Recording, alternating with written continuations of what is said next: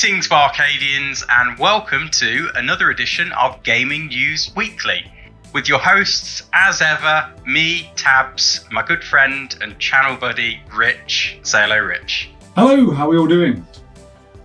So, Barcadians, you know the drill, but if you're new to the show, then you should know that every Friday at 5 PM UK time, we put this out. Usually try and keep it around the 30-minute mark, but it depends how excited we get.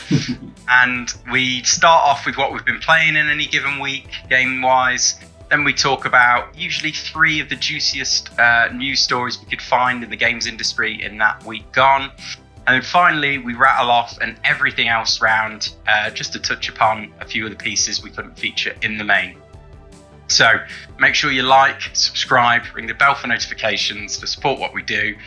And it's great having you here. But anyway, Rich, let's jump straight in to what we've been playing. It's been the theme now for the last 2 week. I think it might be for the next 2 at least. What have we been playing? Elden Ring, mate. It's Elden Ring. It's all the way Elden Ring. I think I said to you last night, we're 30 hours in now. I think we just ticked over last night 30 hours. Just really enjoying it. It's sort of we got to a particularly difficult boss last night, which was annoying. But I really enjoyed the grind of it and trying to work out like a sequence in which we could do that boss at the level we're at, rather than going off and leveling up and doing that. So yeah, I just find the game brilliant. You know, it flips the script every now and again, and yeah, it's just really, really well done. I really, really enjoy playing it. Yeah. What about you, mate? I'm guessing you've just been playing that as well. This is it, mate. So much variety. You know, it's just, I think we're almost savouring it more so because we're playing it together. Yeah, absolutely. Because I think I would probably be about 60 hours by now. Had it been like, you know, a total solo experience, but it's so much richer when it's played multiplayer. You know, you can really share that journey and the progression. But like you say, just so much variety, so well paced, so much content, but meaningful as well. Like all of it feels meaningful. All of it, there's that sense of discovery constantly. Almost sometimes to the point of fault, where I think we almost get a bit lost, like, where do I go now with the story? Where do I go now with the progression of my character? What do I want to be doing next and working towards? And then you almost want to reach out to the internet at that point, don't you? Yeah, absolutely. I think the trouble is, like, it's not just like singular faceted, like you'll go into like a new area, but that new area will branch into like loads of different areas, loads of secret areas and all this, rooftops to jump on, blah, blah, blah. And you could spend 5, 6, 7 hours just in one area of an enormous map, you know, which is exactly what we've just found with some of the places we've just been to. So yeah, it's crazy, just, but in a brilliant way. It is crazy.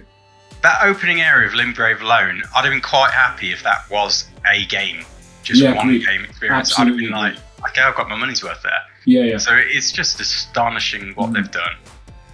But let's move on with the news, mate. Plenty to get through this week, and I'll kick us off with story number 1, which reads Witcher, more? ? Player words trying to, on Witcher 4, Witcher, more. Anyway, if you've explained it, it's not worked, clearly. So yes, Barcadians, this article comes from Eurogamer, and this is what they had to say. CD Projekt Red has confirmed to Eurogamer that the medallion in the picture teasing the new Witcher game does indeed resemble a lynx. Okay, some mysteries should not be so mysterious, CD Projekt Red Global Communication Director Robert Malinowski told me this afternoon. I can confirm that the medallion is in fact shaped after a lynx. It puts to an end speculation that has been swirling ever since the image was released on Monday. The medallion's likeness to a lynx is clear.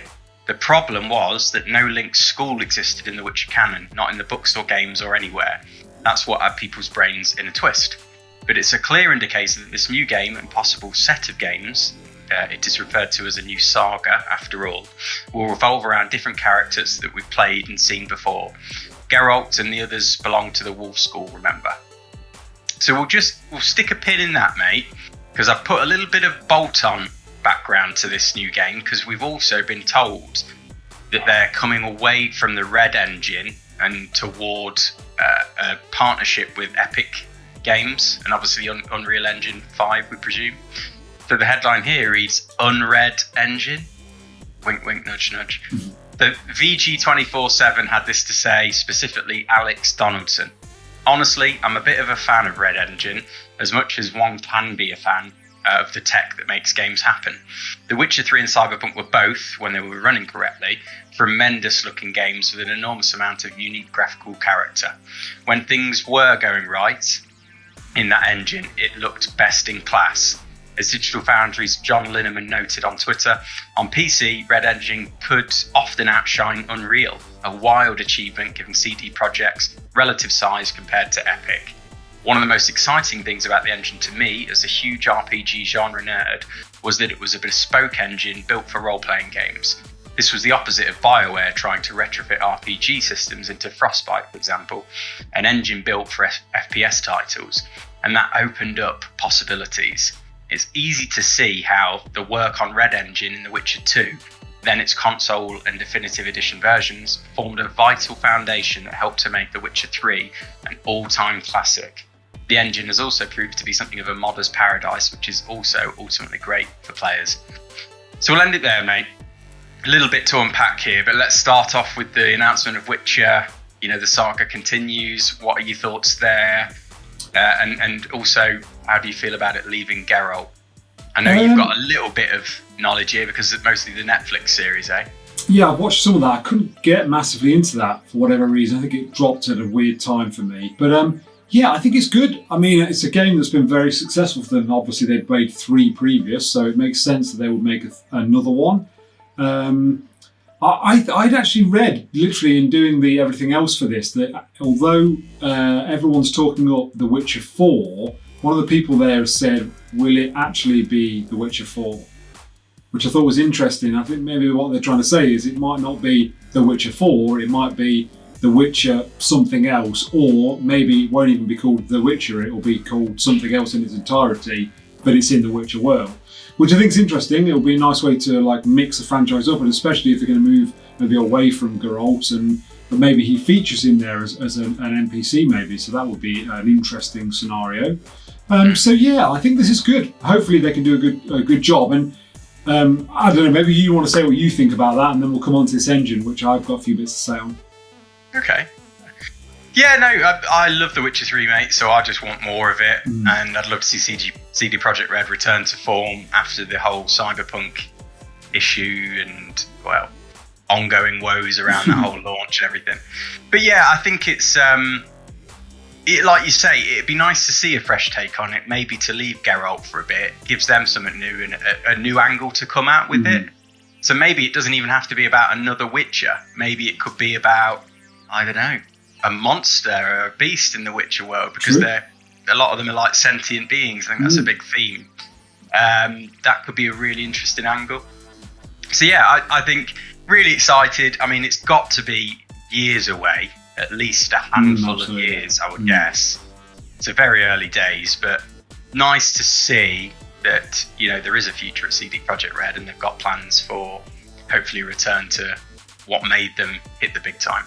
But yeah, let's move on to tech next then, mate. So go on, what's your take here? I personally feel we already know the power of the Unreal Engine and some of the things that they've put into the latest Unreal Engine to help ease development and to sort of try and streamline the way in which you can create a game, to sort of take back some of the labour-intensive parts of it. For instance, assets and stuff like that can be made singly rather than having to make them and then remake them and stuff as they're detailed. I actually think this is a really, really shrewd move for CD Projekt Red, because they're a small-ish firm. They're obviously a big firm, but compared to, as this article says, compared to like Epic, who make a game engine, they have lots of people working just on that. They can use all of those people who were previously working on the engine at CD Projekt and release them into making better games, making them more stable, making them better quality. And I think this is actually going to be a really, really good thing for future games from CD Projekt Red. I really do think this is a great thing. I'm sure they're quite sad because, you know, previously they were a standalone. They did everything themselves in terms of we make the engine, we make the games, and obviously now they're sort of subcontracting the engine. But I think that's fine. We've seen great games that have done that. Death Stranding being one. So. Yeah, no, I agree. I think it's probably smart. It probably is going to give them a really good platform to kick off from, because it's basically a way to immediately get your hands on next gen tools, isn't it? And absolutely. You don't have to slave over making those proprietary, engine, to actually do that, which, what is that? Could that be a year or a couple of years, out of the development cycle? So it's probably a good way to really jump straight in. And we've heard about all the kind of asset transposing that you can do with this Unreal 5 engine and the sort of fidelity results you get out of it. So that's great. I think some of the fears I've read are that, for example, because they're going to move away from the Red engine, does that almost spell the end of like any investment and evolution in Cyberpunk 2077? Because I know many out there are hoping that they might continue to work on that game, continue to improve it, continue to breathe new life into it, so it becomes, perhaps the title that, or close to what we all wanted. And if this is the case, it feels like that might just be left for dead now. But I take your point. I do take, and I take, obviously people have said that, I do take that point, but I feel like the embarrassment that CD Projekt Red had from the Cyberpunk saga and everything that went on, for their own pride, I think they will want to do a better job on that, and go, this is the game we always wanted to make, but financially, time, whatever the constraint was that meant they didn't create the game that they set out to make. I feel like they want to make that right, and ultimately somewhere down the line, whether that's 12 months, 2 years, whatever, there'll be a definitive edition, much like we saw with The Witcher 3, and it will be the game they set out to make. So I think they will stick to their guns here. I hope so. I think the last thing, I just don't want them to get too far away from, because obviously when you make your own engine, and obviously with The Witcher 3, it was groundbreaking. It was kind of like a watershed RPG moment. And obviously that, to achieve that, you need to take that kind of like artisanal approach with something. Like you said, mate, Death Stranding, it went to show that you can still use existing technology in a game and an engine that wasn't specifically made for that game, but still create that heavily altered experience, as we know is what Hideo Kojima is all about. So I just hope, this isn't a move to almost like a management corporate move that actually takes and strips all of the character out of the next Witcher. I hope it just enables them to basically double down and focus on that which made The Witcher 3 stand out, and which led to almost like one of those moments in the games industry where you feel like you've taken a big leap forward. And you've set the bar for standards in the industry. But mate, that's enough about that. We've talked that to death. Story number 2, please. Absolutely. So story number 2 is Kirby Mouthfeel Review Roundup. I like it. Metacritic sits at 85 and WCCF Tech 95. Cracking tabs. Had this to say. Kirby and the Forgotten Lands is one of the absolute best first-party titles the Nintendo Switch has to offer. The game feels great to play, looks lovely, and introduces a vibrant and surprising world packed with new mechanics, challenges, and content. Kirby fans have been waiting a long time for his first 3D game, and Forgotten Land truly is the pink one's Super Mario 64 or Zelda Ocarina of Time. So puff out a sigh of relief and eat heartily. Thank you, mate. Jur Video had this to say. They gave it an 85. The transition to 3D is a great success and gives more depth to this Nintendo universe, usually further back than the giants of the firm, Mario, Zelda, and other Pokemon. Between well thought out novelties and emblematic elements, Kirby has undeniably found the right formula and gives us an excellent surprise. Everything is simple, of course, but it works, and it is difficult to let go of the console. So yes, the world is less open than we thought. Yes, you will find few real challenges there, but we quickly forget that once the game is launched. A little breath of fresh air that feels good and is an excellent gateway into the world of Kirby. Excellent. VG247 gave it an 80 and had this to say: Kirby in the Forgotten Land is a little safe at points to make it a proper all-timer, but I'm sure that was ever the intention. It's a game that is easy to like, can be played by everyone, and sits nicely alongside other Switch exclusives from Nintendo. If Kirby becoming a car is everything you want in life, good for you, and welcome to your new favourite game of all time. For me, Kirby remains just below A tier, which is still a great place to be. It's often where some of the tastiest snacks are. So it's interesting. I think both me and Tabs think this looks really good, and when we saw the trailers and stuff when they announced this, we did think this looks really good.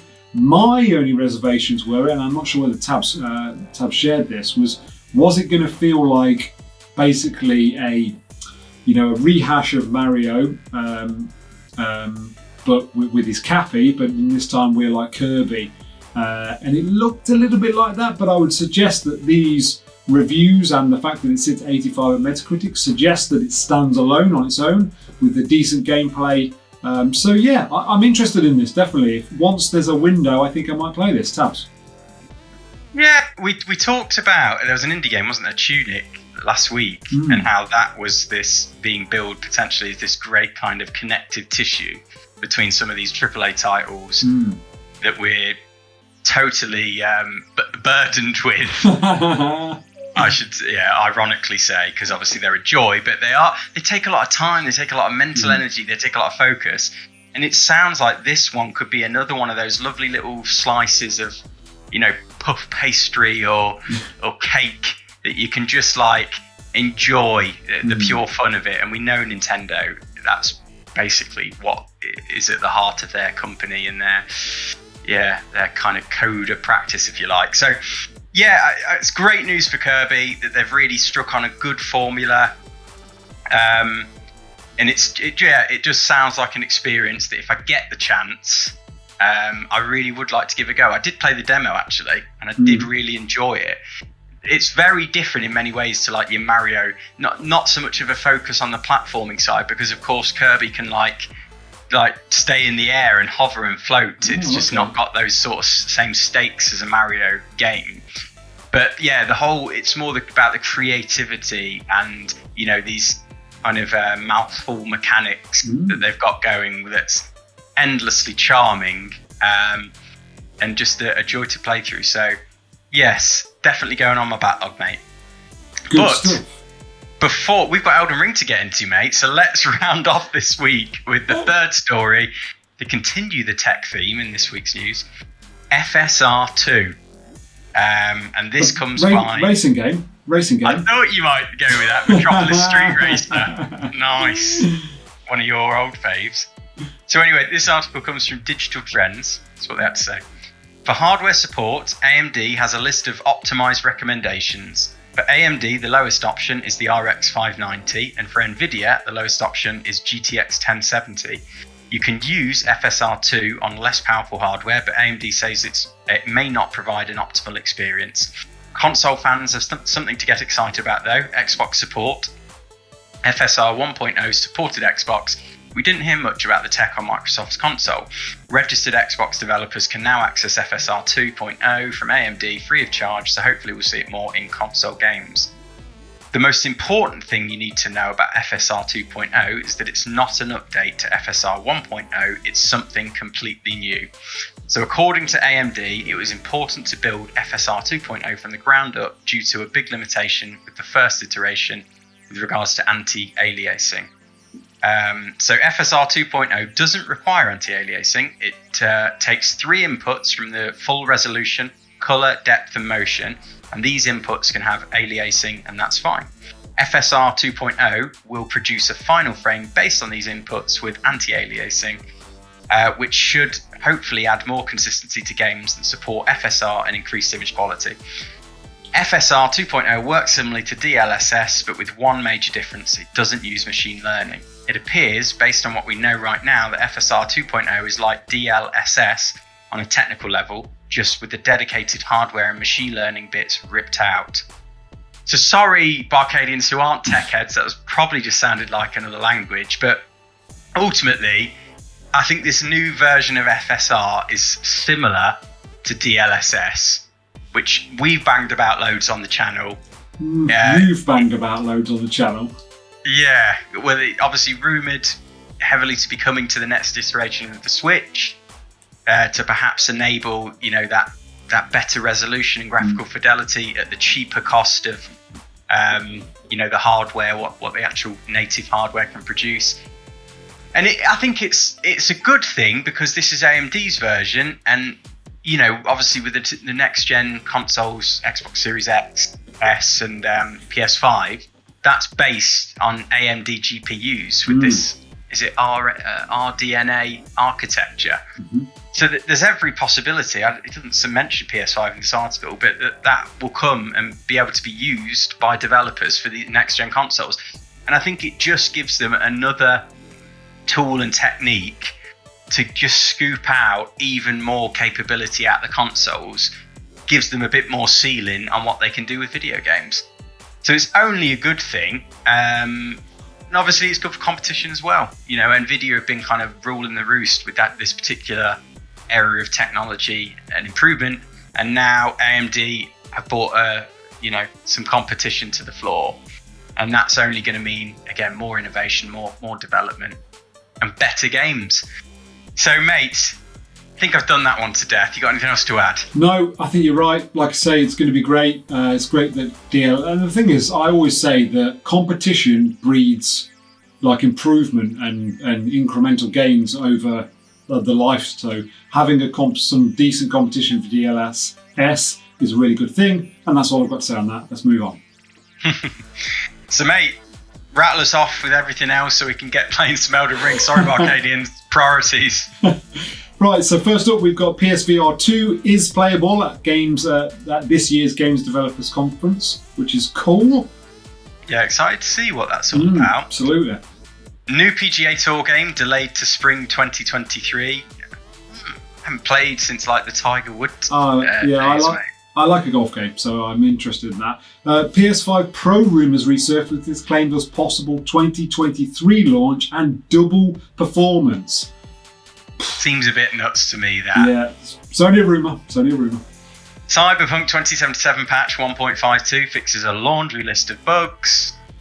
And finally this week, PlayStation buys Assassin's Creed's co-creators' new studio and confirms exclusive multiplayer game. And that is the developer is called Haven. So yeah, very interesting to see what comes from that. Probably should have put that in the main. But never mind, well done for wiping my ass on that one, mate. No worries, dude. So, Barcadians, I think that's us for this week. You can probably tell we've been desperately trying to rush this through so we can play Elden Ring because we're limited on time. But thank you for tuning in as ever. I know you've already liked this. You probably already subscribed because you're amazing. Ring that bell for notifications though, just to make sure you can stay up to date with everything we put out there. And we'll see you next week for next week's edition of Gaming News Weekly. Rich, another one for the archive. Stamped and completed.